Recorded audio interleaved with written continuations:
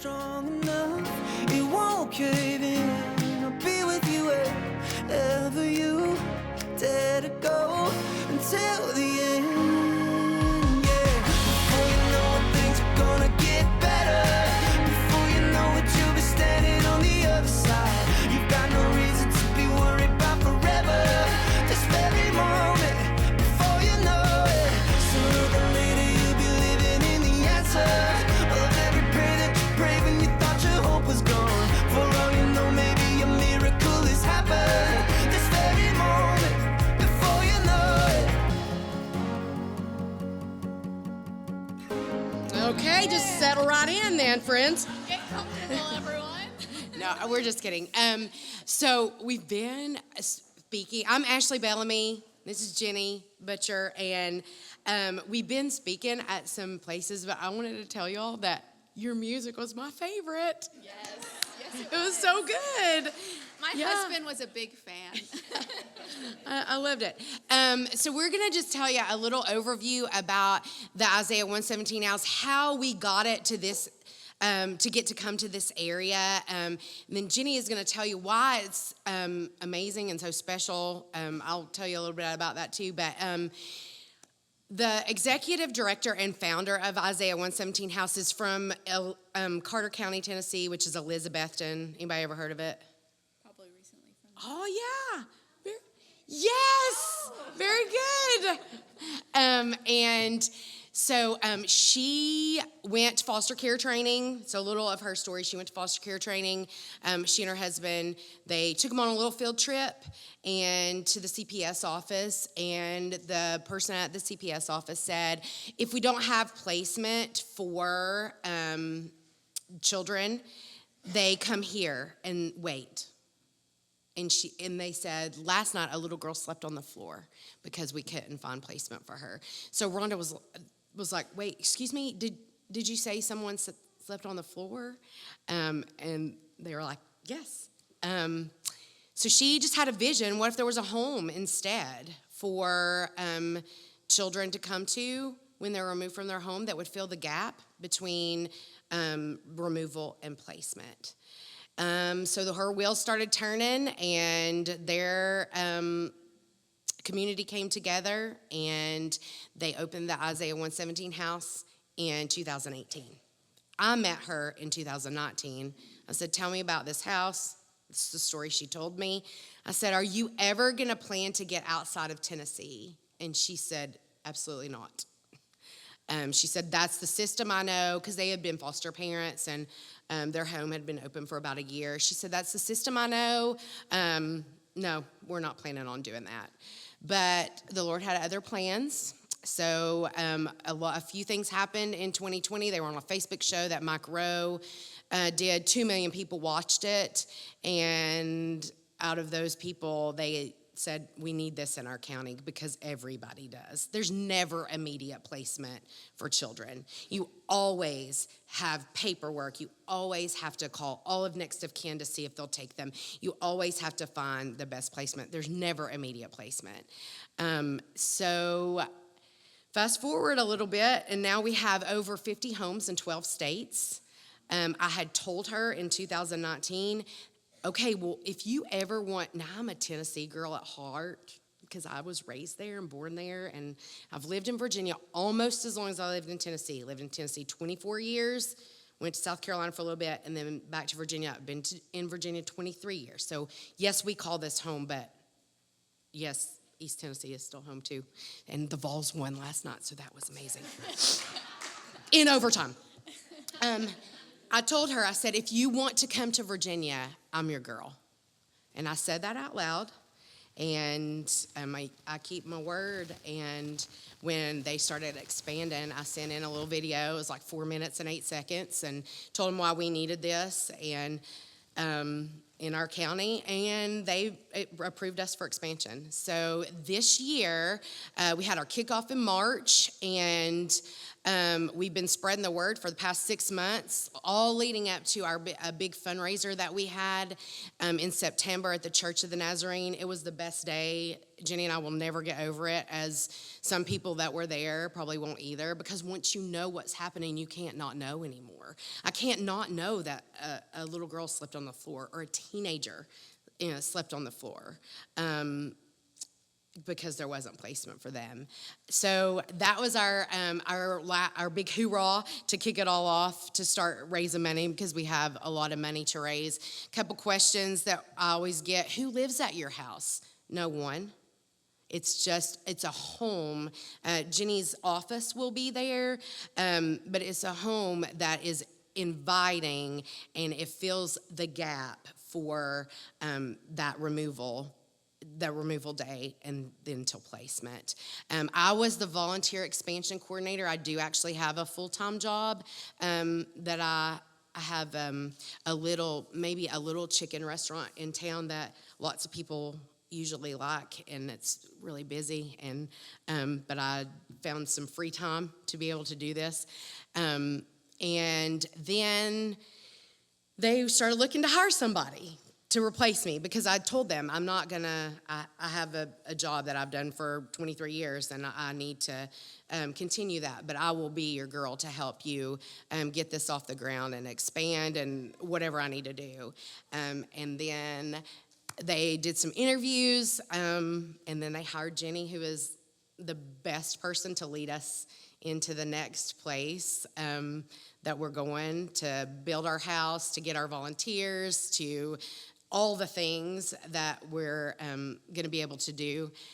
We don't have any land. We do have house plans, though, if we need to build a house, so we do have that. But, and that's what we're raising the money for right now. It's 2 years budget that we want to have, and then our money for our home to buy the land, or to buy a house to renovate, so that we can get this all up and running for our CPS workers and our children that are removed. Now, we think removal day is great, because they're getting out of one situation and into a better situation. But what we don't understand, it doesn't matter. That's still their mama.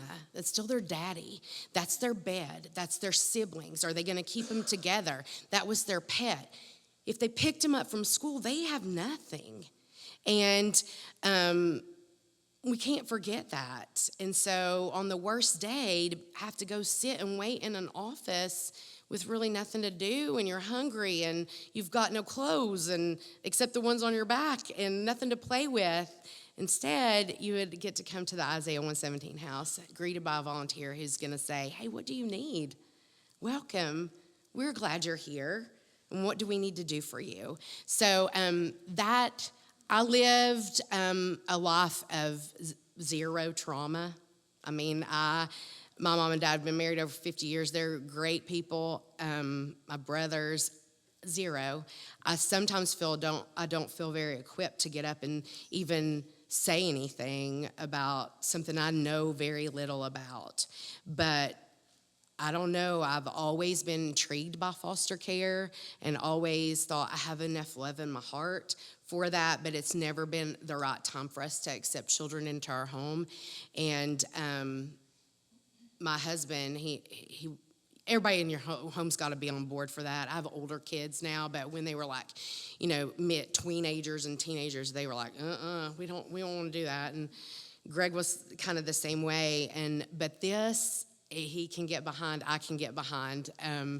And so I just have to advocate for something that a lot of people don't know about. And it excites me. It's sad, but then it also excites me, because then on a worse day, then I'm going to get to meet them there and lavishly love on them. And not only them, our children, but our caseworkers too. I don't know if y'all know anybody that works for social services, but if you do, those people are some of the hardest working people, not just working physically, but in their minds, because they can't unsee any of what they've seen or unhear any of what they've heard.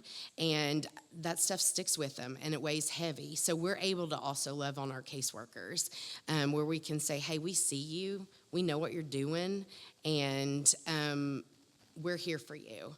So that's my little bit of spill. I'm going to go ahead and sit down and let Jenny tell the rest of it.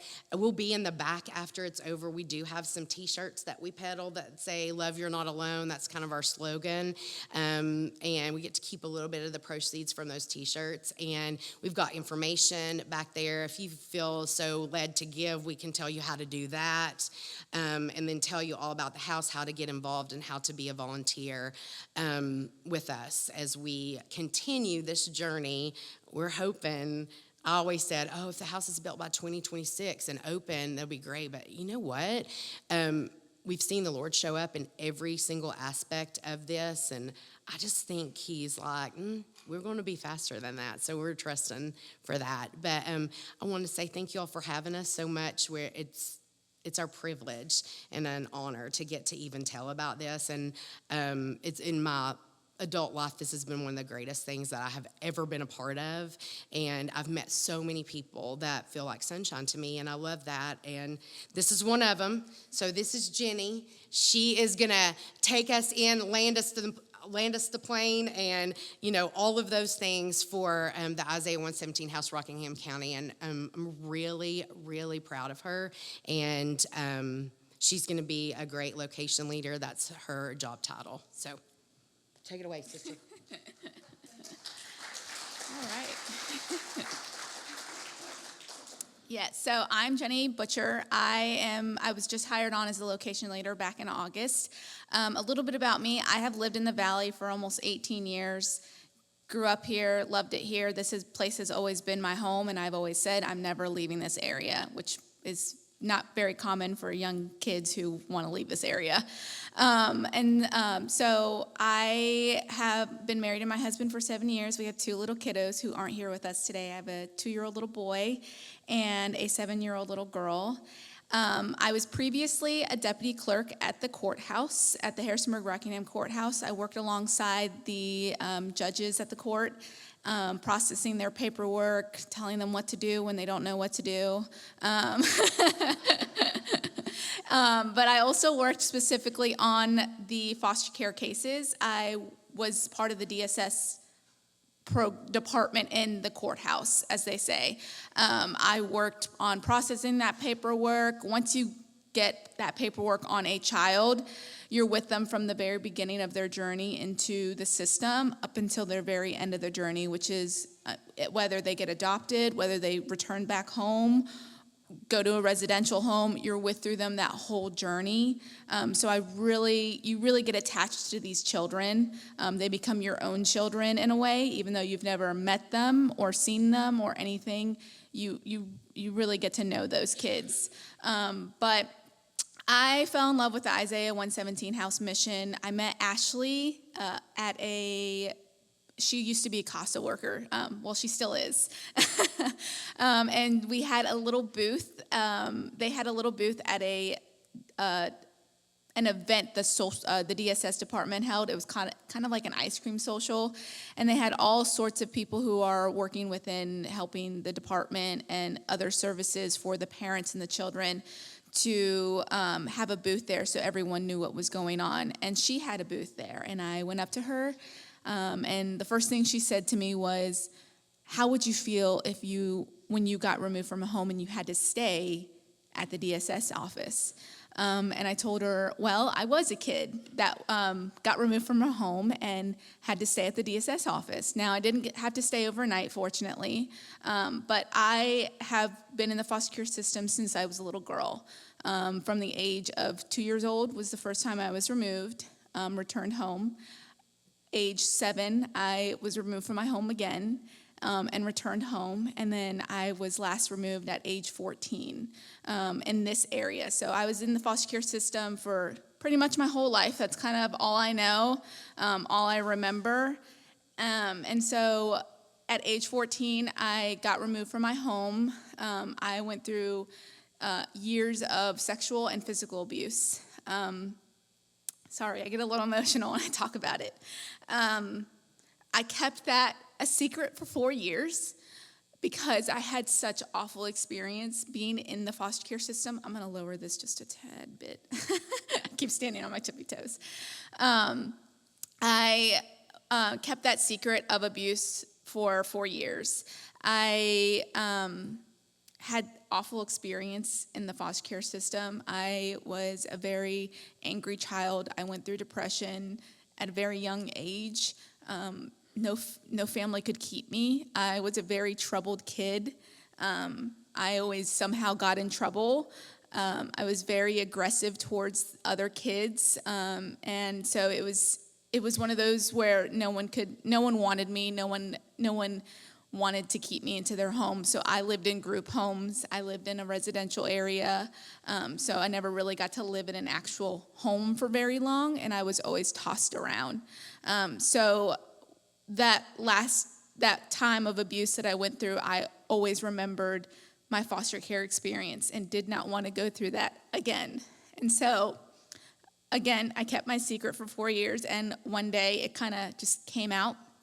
And I remember that day it came out. It was not a pretty day. We had police officers appear at our home and question about what was going on. I had to tell them what I had said, and kind of went on with my day. That evening, nothing happened. The police department didn't do anything, say anything. I had family members who didn't believe me when I said what was going on. And so that was also another thing of, I expected that because that kind of happened multiple times. And so this was that evening. And so the very next day, I went into school like it was a normal day. Got up, got ready, got my sister and my cousin ready. I had I call them my siblings because we were adopted. I've been adopted before. And I got them up, I got them ready for the day. We ate breakfast. We got on the school bus, got our book bags like a normal day like we have every single day. And I went to school, had my breakfast there again, hung out with my friends, and went to my first class. Wasn't expecting anything else, didn't talk about what had happened the night before. And I went like that every day to school about the abuse I endured the night before, every single day. And so that day I get called down to the principal's office, and there's 2 strangers. I have no idea who they were, and they wanted to talk to me about what I had said the night before. I went in that day not expecting anything, and got called down to the principal's office. And I mean, any kid who's got called down to the principal's office is kind of scary. And so I had 2 strangers who I'm assuming were caseworkers ask me about what I had said that night before. And so I went ahead and I told them, and they called down my sister and my cousin because we lived in that home together. And they said, we're going to have to go with them. We went with them. I kind of knew what was going to happen because, again, I've experienced this experience multiple times in my life. And so I wasn't expecting anything different. So I went in that day. We followed them. We came with nothing but the clothes we were wearing that day to school and our school book bags. They let us say goodbye to 2 friends from our school. So we got to choose 2 friends because we were unsure if we will ever return back to the area, return back to that school, return back to see anyone, whether that's family. And so we were able to say goodbye to 2 friends. We went to school. We left when we went to the DSS department. If any of you all have ever been to that department, it is kind of sad. There's not a lot to do, especially where I was at. Now they're in a different building, but the building that I was at, there was fluorescent lighting everywhere. There was tables scattered all around us, nothing to entertain us, no toys, no books, nothing. They didn't have a closet for us to get clothes, to get hygiene products or anything like that. The only thing I remember eating that day was Cold Stone ice cream when we used to have a Cold Stone in this area. And that was only because it was kind of leftovers that they had at the office. My sister told me she remembers getting pizza. I don't remember that at all. So there's certain things that come in and out that we remember and we don't. So we are in this office, just sitting and waiting, the three of us girls. We're just hanging out. There's nothing there. We're entertaining each other. And I was the oldest sibling. I was kind of like a mom to them. My uncle, who we lived with, he worked very early in the morning, so I was the mom who took care of them in the mornings. I made their lunches, I made their breakfast, I made sure they took their showers. And this started at age 10, up until I got removed at age 14. So I grew up very, very fast. He came home late from work, and I took care of my siblings. I made sure they got off the bus. I made sure they took their showers. I made sure they did their homework. I made them dinner. I cleaned the house. And then when my uncle would come home, I would endure my abuse, and then go to sleep. And so that was kind of my life. That was my routine every single day. So when we were at this building, I sat there and took care of my siblings. I made sure that they were okay. I asked them if they needed anything. I loved on them, and I didn't get any of that myself. And so I sat there making sure that they were okay. I remember getting asked if they couldn't find a home for all of us girls to go to, which is a little impossible. Most people don't want to take teenage girls, especially 3 of them. They would much rather take 1, or they would much rather take babies, toddlers. They're a lot cuter, a little easier to maintain. They remember their trauma, but not as severely as a teenager does. And I remember them asking if they had to separate us, who to keep together. And one of the things I said was, if you needed to separate us, keep the 2 younger ones together because they were the same age. They were a lot closer. And you can put me anywhere.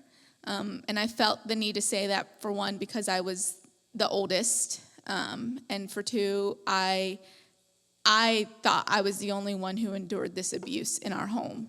I didn't think my sister did. My cousin I know didn't, but my sister, unfortunately, went through the same abuse under the same roof, and I had no idea, and she had no idea I did either. And so I felt the need to say that. I felt like I was the burden of the family. I felt guilty for separating us, and I felt embarrassed of the abuse I had endured. When you're that age, you feel very shameful of what you have experienced that most kids don't experience, that we know of.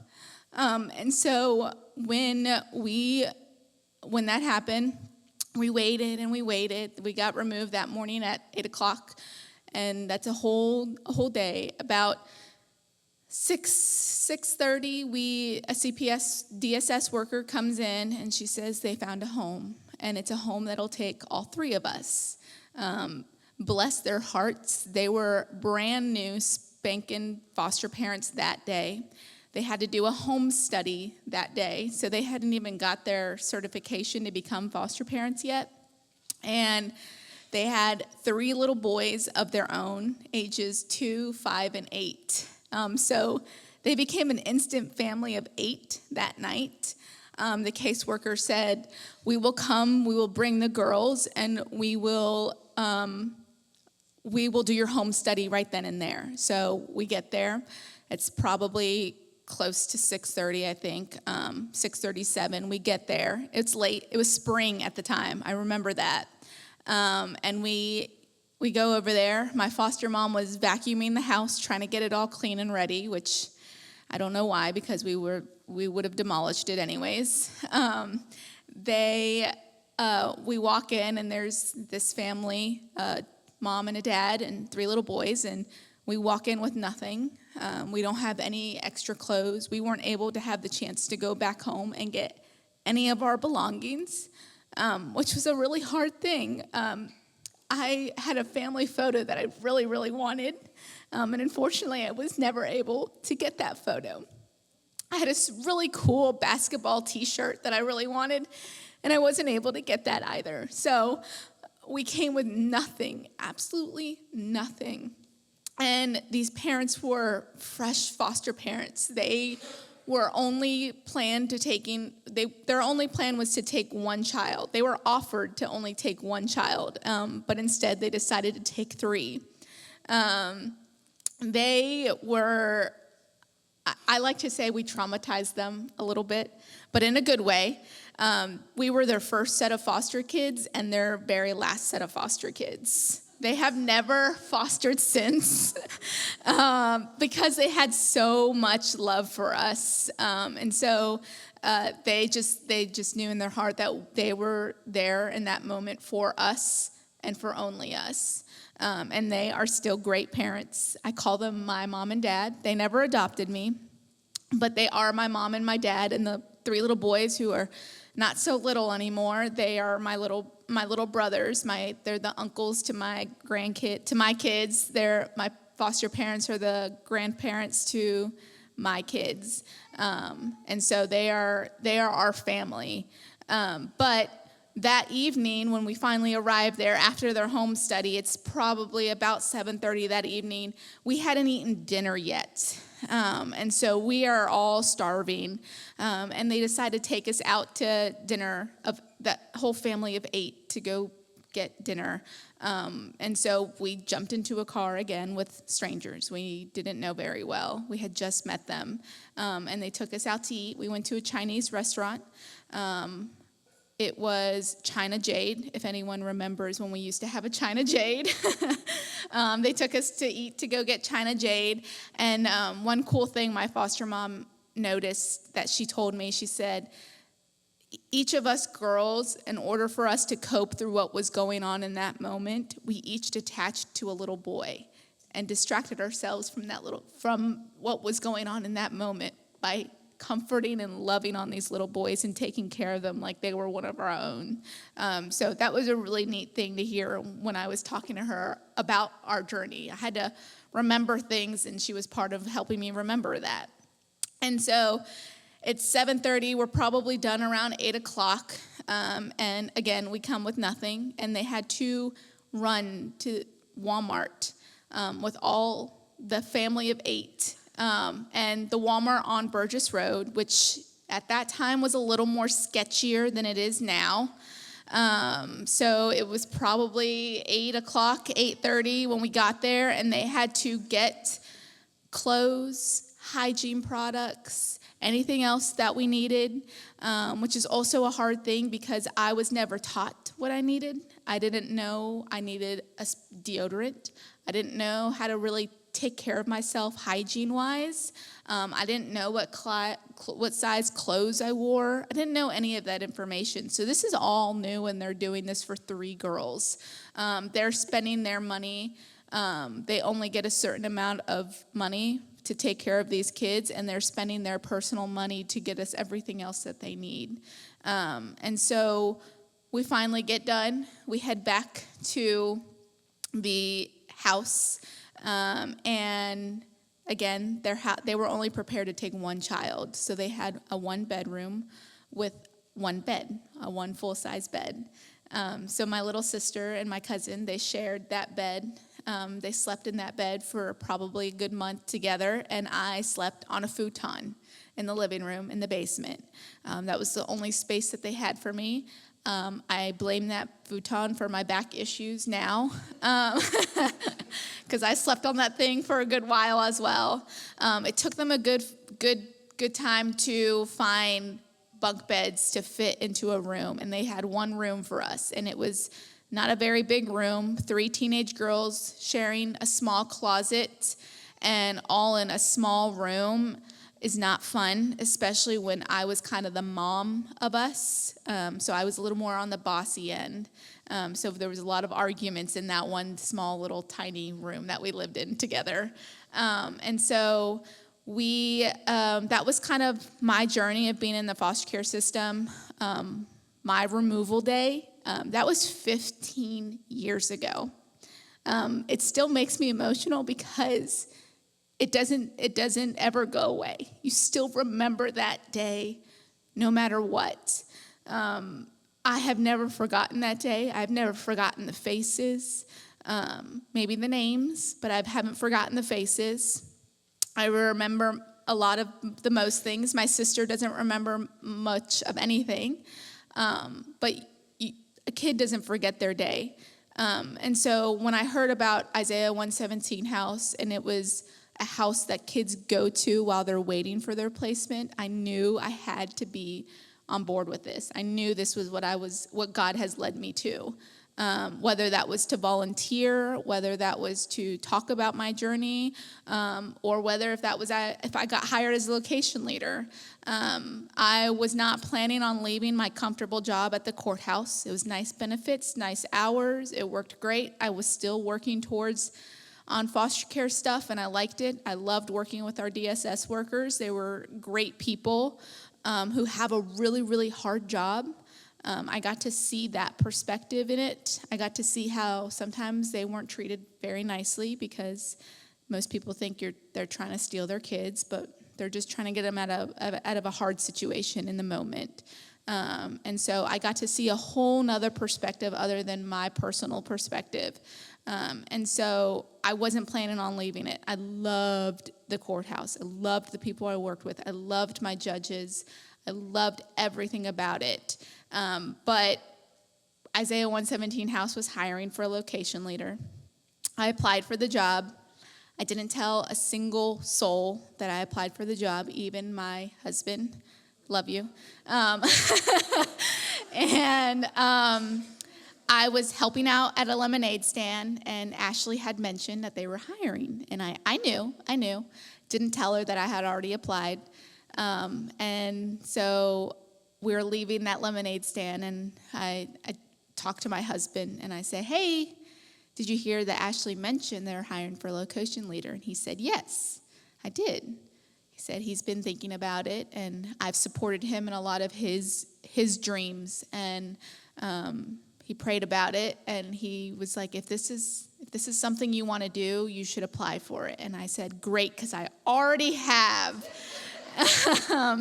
And so he said, well, you should tell Ashley. And I was like, no, I'll hold it off. Now, granted, I applied very late. They had probably already had people interviewed. They had probably had things set up. They had probably already hired someone. So I was kind of going on a whim on this. And so the very next day, I messaged Ashley about something else.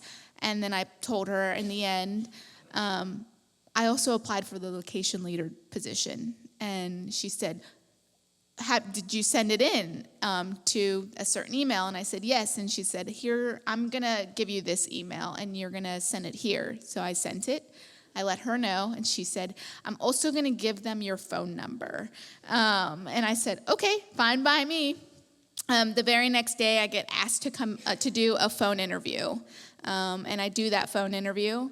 I didn't think it went very well. I was nervous out of my mind. I didn't know what to say. I have no qualifications for this job other than my personal experience. And that's what I kept telling myself. I know nothing about fundraising. I know nothing about, I don't do public speaking. This is all new to me. Everything that I have done on this job has all been brand spanking new to me. And so I didn't think I had any chance, and I honestly thought it was just a courtesy call. And so our Virginia State Director, she called me in. She asked me to come in for an interview in 2 days, and I said, great, I can do that. She said, I'll be in town. I'll tell you what time and where to meet me, and we can do an in-person interview. And so I said, okay, fantastic. And I like to say that was kind of God's plan. I had already planned to take off that afternoon, so I didn't have to request time off that anyways. I had already planned to leave work early and just go do some stuff. And so I like to say God kind of knew this was happening. And I went in for my interview. Again, Didn't think I had a chance. It was a great interview, but again, no experience, none at all. And so the weekend goes by. She lets me know at the interview, you'll hear back by Wednesday. And I said, okay, that's great. Monday morning comes, and I'm just at work, my normal schedule, and our Virginia State Director messages me and tells me, can I give you a call later on this afternoon? And I was a little nervous, and I said, yeah, sure. And right after that, I prayed, God, if this is the path you want me to take, I will take it. But if this is something you don't think is for me, you have something bigger and greater out there for me. And so later on that afternoon, I get the call and I get offered the job. I didn't have to think about it. I instantly said yes, didn't even call my husband and tell him. I told him I have already accepted the job, and he said, okay. I put in my 2 weeks, and here I am now.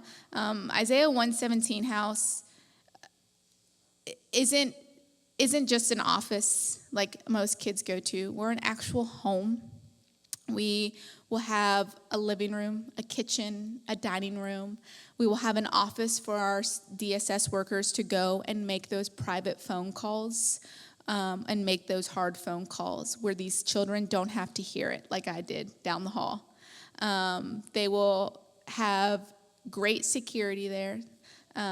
They will have volunteers who come in and love on these children who say, I'm here for you. You are worthy. You are important. What do you need? You want McDonald's? Let's go McDonald's. You want a home-cooked meal? You've never had a home-cooked meal? I'll make you a home-cooked meal. What is it that you want? Chicken, macaroni and cheese, whatever it is, we'll make that for you. You want new shoes? We have a giving room right upstairs, and it's a room full of bins from floor to ceiling. Any age, any size, girl, boy, and we will fill it up, those bins. And those kids who can go up, they can go and shop for whatever they need. Whatever clothes they need, they get new 3 sets of outfits, 2 new sets of pajamas, a pair of new shoes, hygiene products, and within reason, anything special that they want from the house, whether that's a book, whether that is a teddy bear, a blanket, whatever they think they want from that house, they can kind of take. There's a neat story. A girl, she wanted the Keurig at the house. And they said, you can have it. Here you go. And so she got to take that Keurig to her new placement. The Isaiah 117 house offers a visitation center. When these kids go and visit their homes, visit their families again, they have to return back to that office that they were once removed from and that they had a negative impact from. Instead, they'll be able to go to a house that they remember as a positive place, a place where they got everything that they ever wanted or ever dreamed of. And they get to go to a home and visit their mom and their dad or their aunts and their uncles or their brothers and sisters or grandma and grandpa. They get to visit them in a home with a kitchen, a dining room, a fenced-in backyard that has a basketball hoop, that has a playhouse, that has a playground for them to be a family and be reunited again, if that is the goal. And it's in a home setting. So these workers can see these children and these families being together in a home setting, not in an office setting, a home setting. My visitations were at the office. I got McDonald's. That was kind of the only thing I got every time I went. And we sat with a table in between us and talked.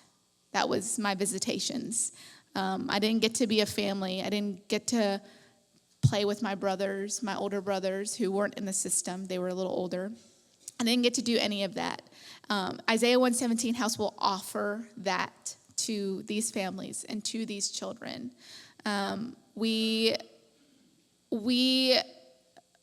There's so many other things we get to do with this home. A lot of our workers who come in are going to be volunteers. There's only 3 paid positions. There's a location leader that I was hired on. I'm the full-time. Then we have 2 part-time, a support coordinator. We call them the dad of the house, whether that's a woman or a female. They make sure the house doesn't burn down, essentially. They make sure it stays intact and that it's okay. They make sure that lawn gets mowed by a volunteer. So if taking care of children is too hard, there's other options for you to be a part of this. We have a care coordinator. They help us train our volunteers.